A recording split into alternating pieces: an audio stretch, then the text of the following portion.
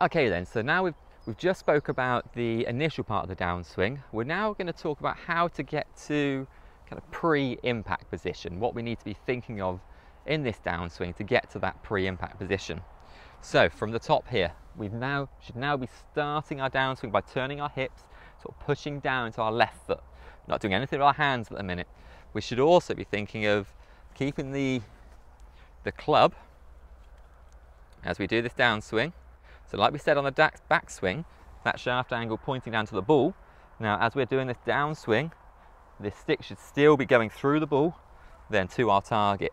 Okay, so we're still thinking of keeping the angles of the shaft. It might actually feel like you're keeping that club head behind you, and that is a good feeling to have there, like you're keeping that club behind you on that downswing.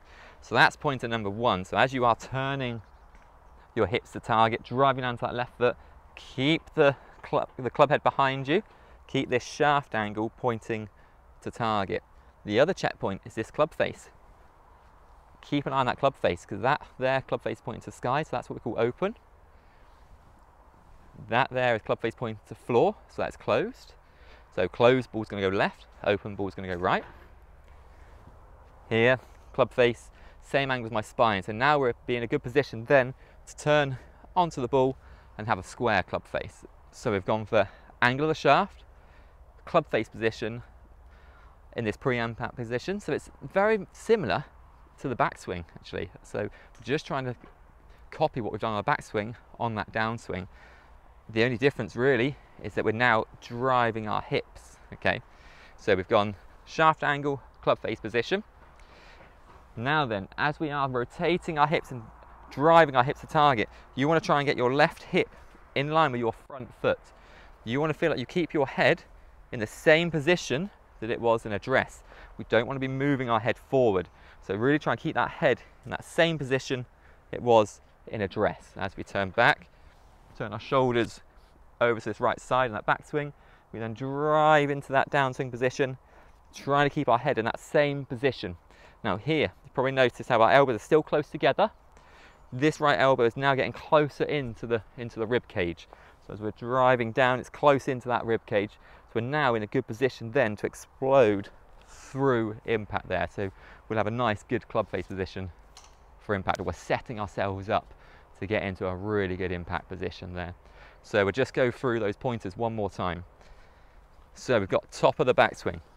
Now we're rotating our hips. So then we're keeping this shaft angle all the way down, so until we're parallel to the floor. Parallel to the floor, shaft should be pointing to target.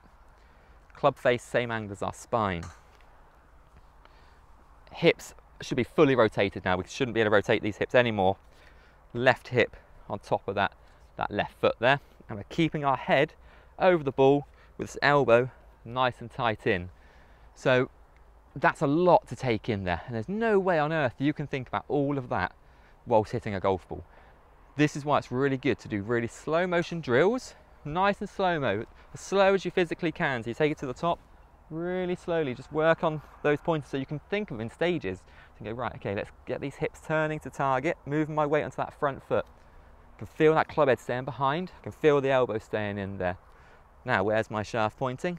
Where's the club face? So you can really think about it, and then just hit some shots, just trying to feel those shaft angles, because you can't think about all of that whilst hitting a shot. You might hit some good ones, you might hit some bad ones, but that's practice. So it's just about drilling this in, and you'll notice a huge difference once you get this. And don't forget to send me these swings, send me these videos, and just ask me questions, ask me how you're getting on, what I think of the swing, what you might need to work on. So put in some good work on that, and we'll have a look at this impact position. Okay, so now let's talk about this impact position. So this should be very different to your setup position, okay? So setup, we should be here, hands slightly ahead of the ball, feet about shoulder width apart, hips, knees, chest, square to target, okay?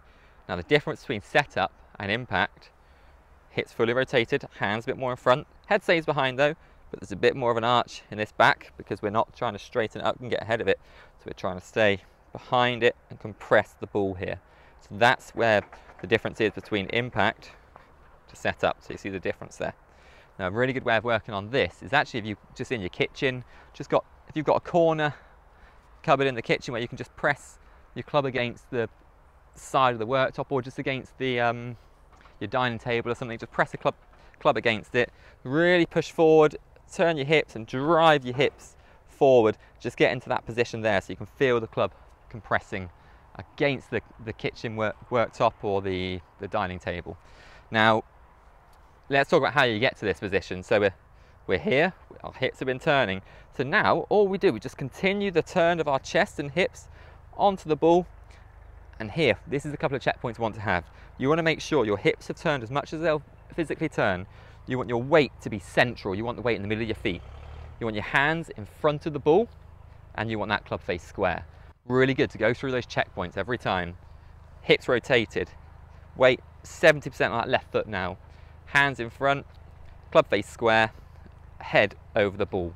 Some really good checkpoints there to go through at impact, because most important part of the swing is pre-impact, impact and post-impact. Really, in all honesty, it doesn't really matter what goes on over here, as long as you're matching that club face up square every time, you'll be a consistent golfer.